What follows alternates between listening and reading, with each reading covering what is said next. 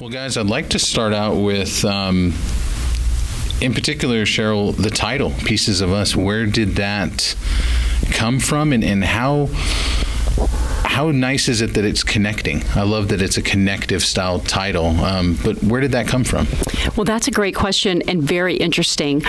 Our central subject of the film, his name is Mikkel Dykes, and when he was going through his recovery process from his hate crime, he decided, he uses dance and art, he's an actor, to use that art form for recovery for him.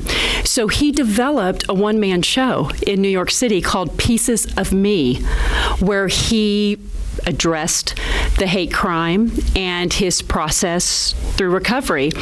And so when Mikkel brought the idea of this documentary to me and told me that he had developed these amazing relationships with other survivors and all the interconnecting stories, we started talking about the film, and I said, well, it could be called Pieces of Us now, because you've taken what was just happened to you, and now because you've taken your recovery public, you've now brought in these other survivors, and that's how the title was formed. As far as those interviews and the amount of people that are in the film, how did they kind of come into existence of being a part of the film? Because there are so many different people, there's a wide variety. Right. Can you talk a bit about getting everyone involved? Because this does cross so many different cultures and so many different places globally. Yes, absolutely. And I'll talk to how a lot of them came into the film, and then I'll let you talk about how Gypsta, our school psychologist and very well-known rapper, got involved in the film. But Mikkel is the central subject, and he is the one that's connected to everybody in the film. So, for example, Leah Pierce, who is the amazing mother from Denver, Colorado, who lost her son to suicide when he was being bullied for coming out at his school for being gay, and he took his own life. Her story made international news. It was everywhere, and Mikkel heard about her story, and so he had the courage to reach out to her, not even knowing her, and just saying, I feel like I know who Jamel is. I was bullied as a child. I've been through this. I am here for you. If you need someone to talk to once all the media goes away, right? And then they're on to the next story. And so he's the one that brought her into this, beautiful circle of survivors that came together. He knew the prince because he met the prince through a mutual friend in New York City, and in them starting to get to know each other, the prince talked about how when he came out to his family that he was disowned, and the town burned his effigies, and he was going to be stripped of his title, and all of the things he was put through, like shock therapy and all of this. And so Mikkel, of course, talked to him about his recovery process, and they became a huge support for each other.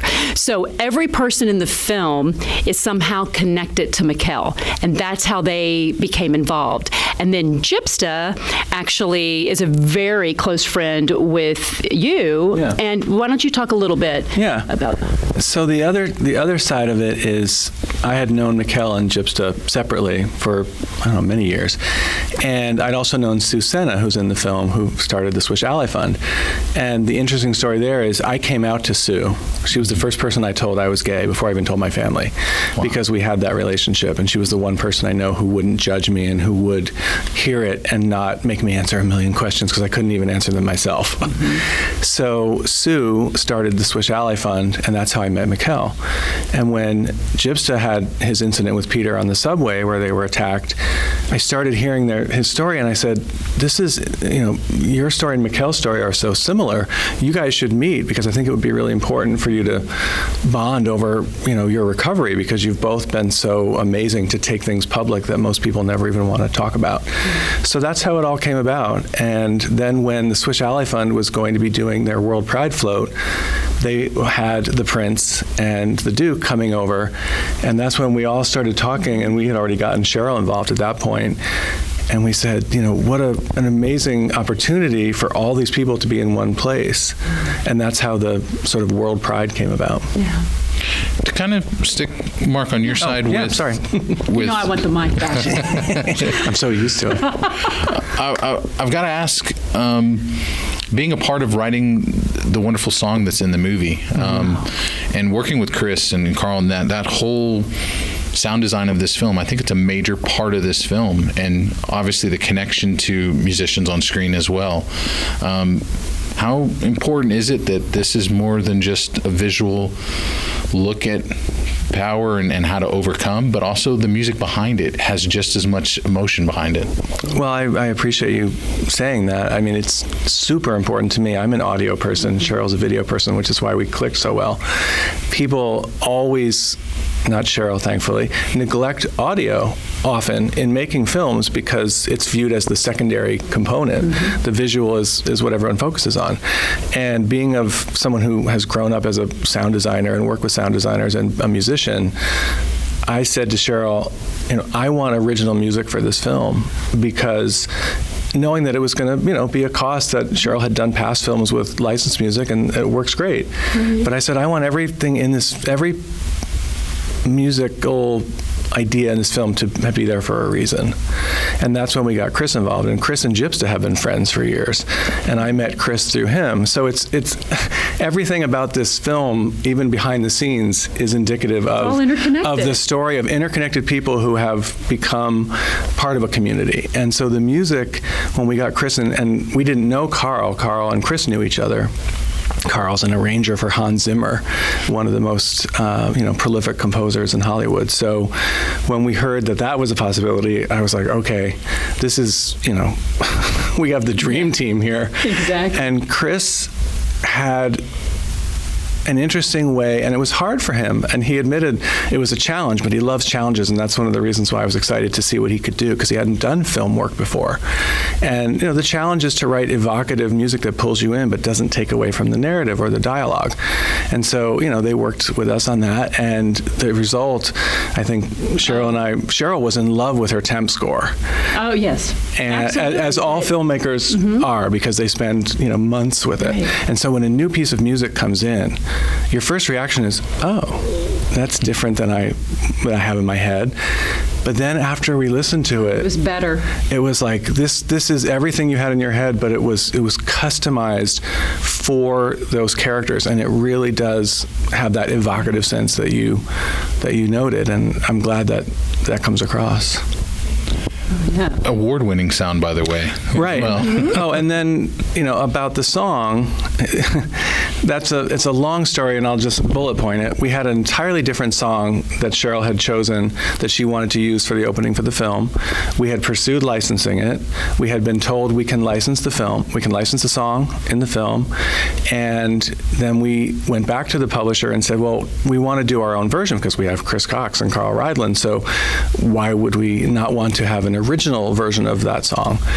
And we were denied at that point, at an 11th hour, really. Oh yeah, the 11th hour. And I don't know why, and I don't want to go into the details because that's not important, but it was one of those things. So I had wanted to write a song for the film, and I wrote 5 songs. None of them are in the film, because Chris came to me with that song, Courageous, which he was one of the songwriters, and I heard it, and I played it for Cheryl, and I was like, this is better than anything that we could write. So this, if Cheryl loves it, it's going in the film. It's a brilliant way to end the film, and just the title alone and how it closes the film. So after I called Cheryl, how am I going to tell her that we lost this song that she's been wanting in this film for months and almost over a year? And you were great, because I was terrified. I'm like, what do we do? And she's like, don't worry, we'll figure it out. We'll get. That's filmmaking. Right. We'll get it. And so I was at a pretty depressed moment, and I called in sick to work, and I wrote the song in that day. Wow. That's in the film. And I guess it was my moment to channel the same energy that our cast has had to channel over disappointment and being denied something or having something forced upon you that you don't expect, and saying, okay, I can do this. I'm gonna rise above, in my way. And that song just came. I don't know where it came from. I just kept watching the opening of the film over and over, and the words came and the music came, and I don't know. It's one of those things. People will tell you, it came from somewhere. It came through me, and I was terrified to send it to Cheryl because, again, she's because he's scared of me. Oh no.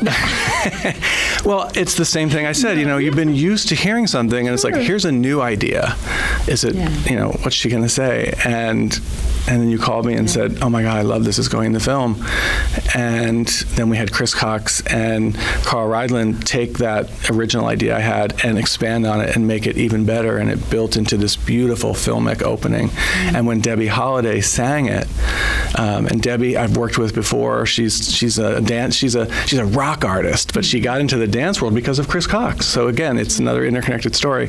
And I said, her voice, and we talked about it, we need a strong African-American woman to open this film because of what the opening signifies. And she just knocked it out of the park, and we were thrilled. Exceeded our expectations. Yeah. So that was sorry, that was a longer story than I expected to tell, but there's an even longer one.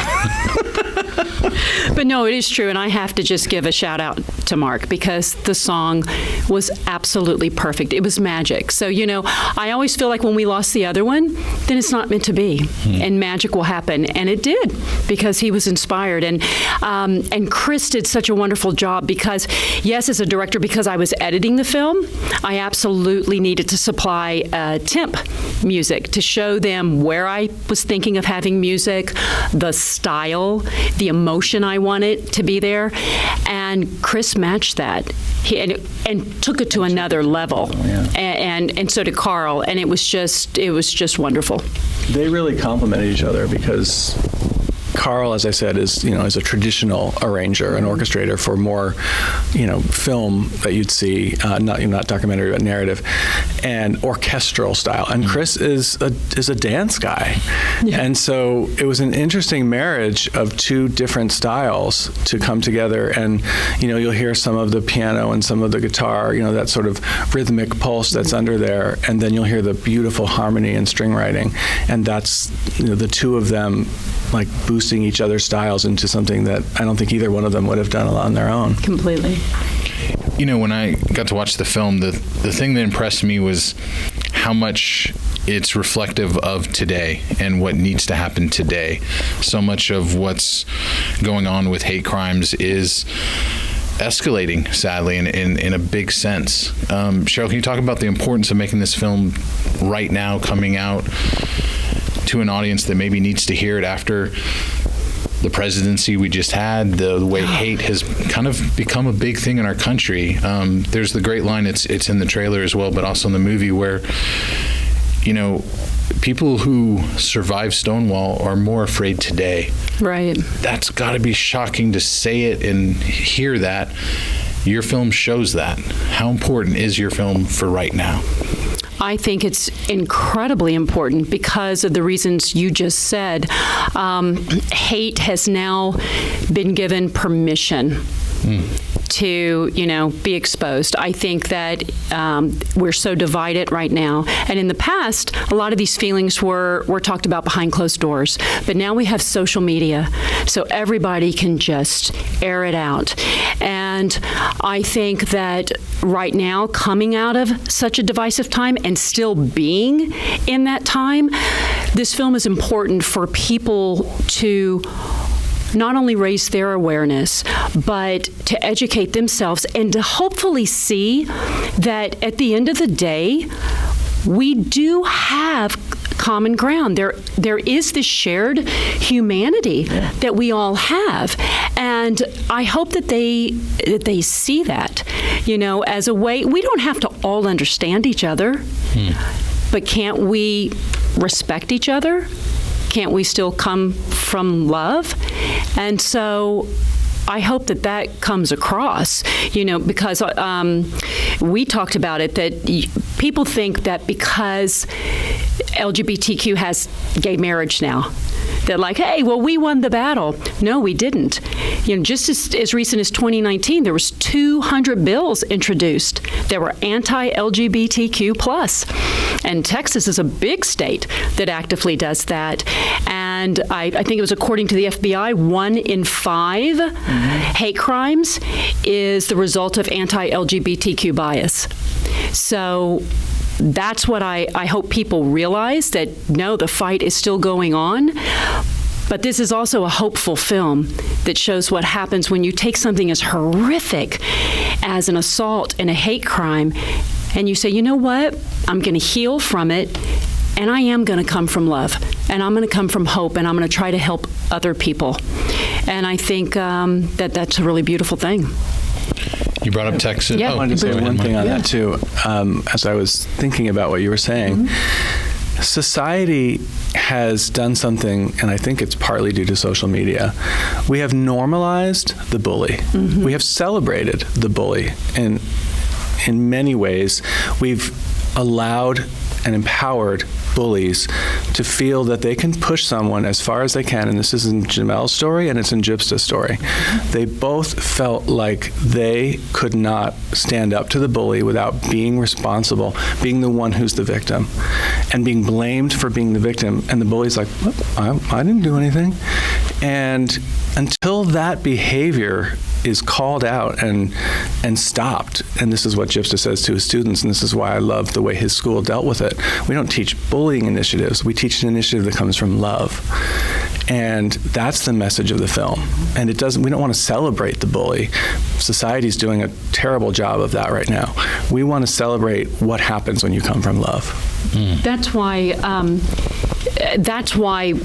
in Mark and I talking about this film, before we had even started to film anything, we both were on the same page that we didn't want to focus on the hate crime or statistics, because so many other wonderful documentaries that might have this same subject matter, that's what they do, or they focus on what happened in the criminal process with the assailant, But we wanted to, obviously we have to address it. We address the assault, but that's not the focus of the film. It's about not being a victim, but being a survivor. With that in mind, being able to show it in unique places, different places that may not have the background. I mean, going to Fargo was maybe eye-opening for a lot of people there. Bringing it home to Texas, it was wonderful to see you in the Dallas Morning News, but you've already alluded, our state is way behind on understanding equality at any level for not just the LGBT community, but women. Showing audiences that there is love out there rather than just the hate that they see online. How important is it to show it in the different venues and different places you've been able to take it, but also hopefully eventually globally? I mean, India obviously is another place that's filled with a lot of hatred, and we get to see the impact of that. I'm curious, life for this film, is it showing it in the tougher places as well as the places that maybe have their eyes shut to what's been going on? Oh, showing it in those places is the goal of the film. Right. Because, yes, we're going to New York, we're going to L.A. and, a matter of a few weeks, and that's incredible. But the Fargos, and ironically enough, the film won Outstanding Feature Documentary in Fargo, North Dakota, so it's reaching people. In India, yes, we are going to submit to festivals there and worldwide, and the Prince is doing such amazing work there. He is called in the film the Gandhi for our community, because he truly is. But, and I think Mark would agree, I see a real educational road for this film. And ironically enough, I received an email today because of some of the press. I haven't even told you this. The press that was going on here in Dallas from Oklahoma, for University in Oklahoma. I think it's Oklahoma City University, saying, can we screen the film? I'd like to introduce you to the president of our student activities. And I said, yes, we're very open to it. We have to finish our festival run first, but that's the avenue we really want to take it. Churches, different organizations, schools. We premiered in Palm Springs last weekend, and 2 former teachers were there, and they both came up to Mark and I immediately and said, this should be required viewing in every junior high and every high school. And so I hope that is the road for the film after we, have distribution on the online platforms or, whatever the traditional distribution is. Hope we go the educational route then. 100%. Jamel's story showcases how young people are affected at 9 years old and what the struggle that happened with what happened to him. I'm curious, you just mentioned being able to show it in schools. Mm-hmm. It's crazy to imagine it needs to go into middle schools and younger kids. How important is it that you've made a film that can do that? There isn't, because you've gone for love rather than hate, this can be shown in schools. It's not, I didn't think there was a moment that's too scary to see. Is that important to make something that's reachable for all ages? Absolutely. I think I was talking to those teachers in Palm Springs, and they felt like it might not be the type of film to show in elementary schools, and I think we could get some pushback by parents there, but definitely junior high and high school. And I would hope then that the administrators of that school could look and they start to evaluate, what is our policies with that? And what kind of either, anti-bullying or coming from love or adapting the kind of social contract that GYPSA School has, where children sign a social contract at the start of the year saying, I promise to be kind and respectful and accept diversity. And what's so beautiful about that is his principal says, then it leaves it to the kids. See, the kids are the ones then to check each other and say, wait a minute, you were just mean and you signed the social contract. And it holds, they're holding each other accountable. And I think that's a beautiful thing that could be spread to different schools. And I'm sure you have some things to say about this, but one of my favorite lines in the film is when Mikkel says, I guarantee you, if Jamel would have been at GYPSA school or had GYPSA as a, teacher, he would be alive today. It would be a whole different situation. And their school didn't look at it. Their school kind of, said, oh, we're taking care of it. I don't think they took the bullying too seriously. They kind of placated the mother, and look what happened. If you have some. Yeah, one of the themes that runs through the film is teaching. Mm-hmm. And that came about over time, I think, as you looked at what we had shot with the kids at GYPSA school. And I think it was really important also to tell LGBTQ stories and to document them. And if you look at Victoria Cruz is sort of like a shaman. Mm-hmm. She's this wonderful narrator of the film who is reminding people who are too young to know what Stonewall is or was, how important it was, what rights that we've gotten recently haven't existed, and how people dealt with that, and to pass those stories down so that they're not forgotten, because LGBTQ stories can easily be forgotten. And that's what the goal of the film is, to one level, is to teach without being preachy about it, but to just, allow those stories to be told and heard. And so one of my favorite moments in the film is Victoria Cruz looking through the first Pride parade of 1970. And then you juxtapose that with, World Pride in 2019. And then she says, I felt safer back then than I do today. So yes, things have changed, but they've also stayed the same. And so we need to educate young LGBTQ people who are exposed to things our generation, my generation, wasn't exposed to for when I was 9 or even when I was 15. And it's forcing children to grow up faster than they've ever had to before. And while there's some wonderful things that allows children to be exposed to, it also requires them to process things at a much earlier age. And that's why the teaching aspect in schools is so important, because they're being asked to process it anyway. Whether or not this film gets shown or they're exposed to whatever they're exposed to, they need help and they don't even know how to ask for it. And this film offers that. Yes. That kind of lends the question then. It used to be big enough just to come out and announce that you were a part of the community. But the backlash from that today is almost scarier than keeping quiet and watching what happens.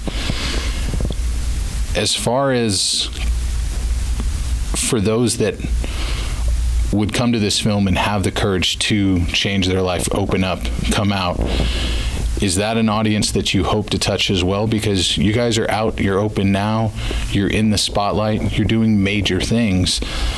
The word role model has to be out there for you guys now traveling this around. Do you hope you touch those people that are still very much scared to even come out because they're fearful of the backlash we've been talking about? Oh, absolutely.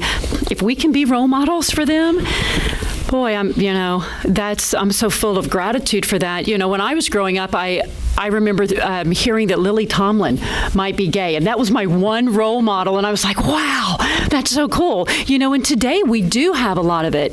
And I do want to say that it is getting better, but it's not enough. And I think that's one thing this film is saying, because, I don't know if you read this, but being here in Texas, the other day on the news, Temple, Texas, there's a high school there, and there was a trans young woman that goes to high school there, and the principal was refusing for her to be able to use the bathroom.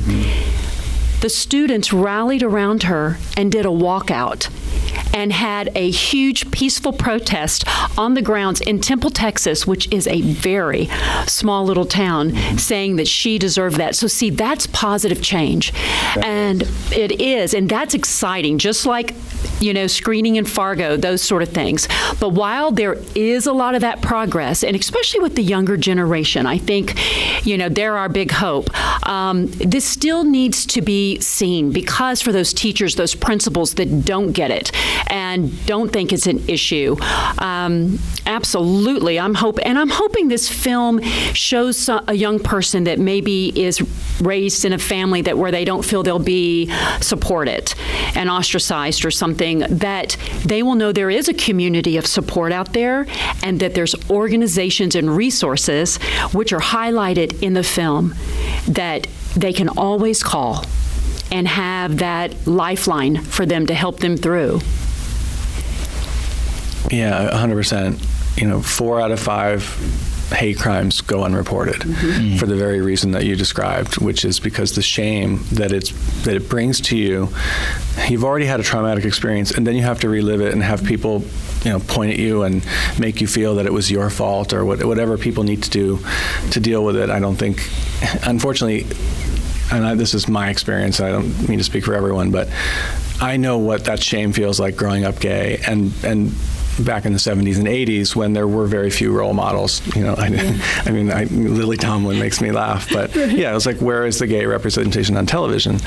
And so the Prince talks about that in the film too, where he's like, am I the only one of its kind? And I felt like that. I knew exactly what he meant when he said that. And so it's important that we give people the opportunity to see that, no, you're not the only one. There are many people who will accept you. That shame is something that you'll work through on your own way and your own terms, and it's different for everyone. But there's light at the end of the tunnel, and other people have done it, and so can you. Right. And it's really, I think it would be very rare to meet someone who doesn't know a gay person in their life, whether it's their family or friends.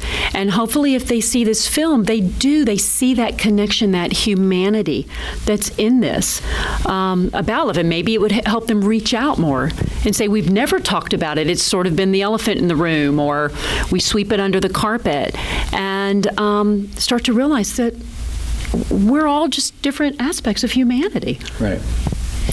And one other thing, as we were talking, thinking, Jamel's mom, Leah, didn't ask for any of this. She's a mother who's trying to raise 3 kids, and her advocacy for her son, and I've witnessed this firsthand, and even in talking to her outside of the filming, is she reminds me of me in the sense that she is so vocally supportive of everyone being who they are, and I've seen her even defend it. And it's an advocacy that just is who she is. It's so authentic and genuine, and that's what I love, because she is a straight woman who had a 9-year-old boy, her son, say, "Mom, I'm gay," and her response, "There's nothing wrong with that. I still love you. You'll be my favorite son forever." And sadly, the society that he was involved with did not see it that way. And she continued to advocate for anyone, and she says this in the film, "I will advocate and provide my voice for anyone who can't stand up for themselves."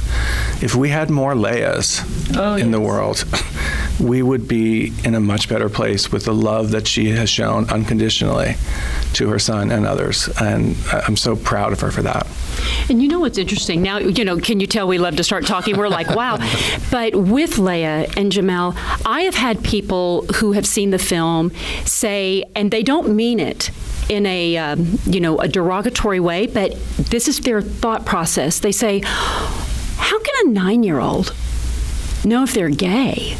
I mean, was he really gay? How can a 9-year-old? But I thought, you can take another 9-year-old kid who says, I have a crush on, a boy, I have a crush on Julia Roberts, or a girl who has a crush on, Brad Pitt, and those parents aren't going to think anything. Well, how do you know you're straight? But that's what they took away from that story. It was like, oh, it's terrible, but I mean, how would he know he was gay? And see, that's the bias, too, that still is occurring. And that really shocked me when I had a reaction like that. How much have you changed because of making this film, both of you? Oh, my gosh. That's a tough question. No one's ever asked that.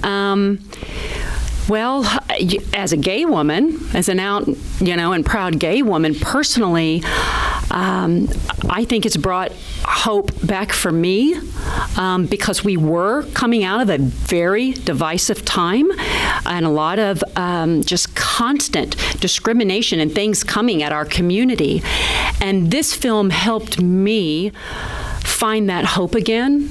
And I think find that sort of survivor in me that, like, at the end of the day, love is going to win. I know it sounds like a Hallmark card, but it did that for me. And to see this community, it gave me hope. And I am so inspired by the subjects in this film, their strength and their courage to tell something incredibly traumatic that happened to them, to open up their heart and then show what they did from that. They rose from those ashes. And that really just changed me, just inspired me so much.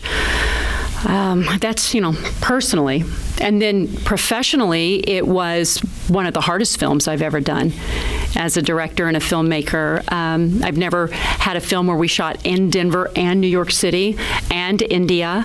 And that was a lot. And we went over a year, filming it. And then we had COVID to deal with.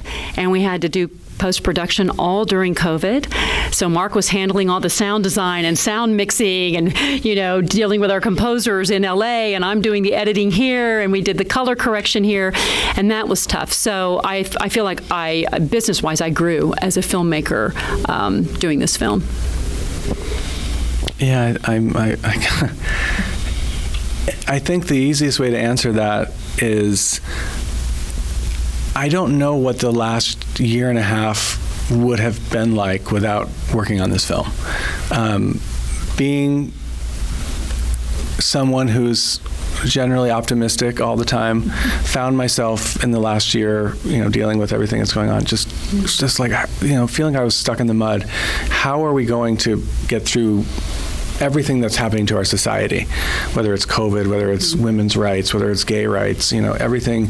There was a couple of years of victories, which had me like climbing Mount Everest when we were given rights. I was able to get married to my husband because of those decisions by the Supreme Court, which were by one vote, which is still astonishing. And I was seeing things going in a direction that I was starting to wonder, can I live in this country in the next 5 years? And this film pulled me out of that.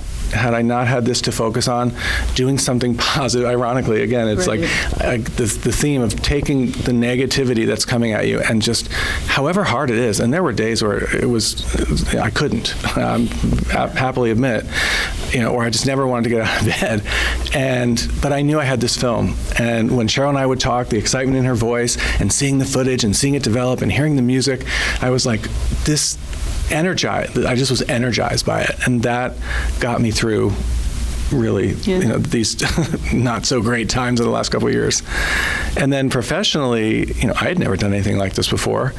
I had worked at Netflix for 3 years in the documentary department and in the post-production and operations side, and I had just finished that job in July of 2018, and that's when Mikkel and I started chatting, and I said, there's a film in these stories.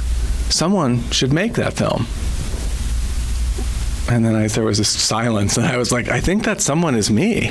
And if I don't decide to do this, it's not going to happen. And then the three of us chatted, and I think that what has come from this film's genesis for me is courage to try something that I had never done before, and trusting that bringing the right people in and working with Cheryl. As soon as I had seen her, Mikkel said, we got to talk to Cheryl because I know her from before, and I watched your two films, and I was like, okay, this person who I'd never met has the sensibility to tell this story. And I could tell that immediately from your work. The narrative film, which was a 14-minute short, which made me cry too. It's a wonderful film called Hiding in Daylight about the gay purge, which you may have seen.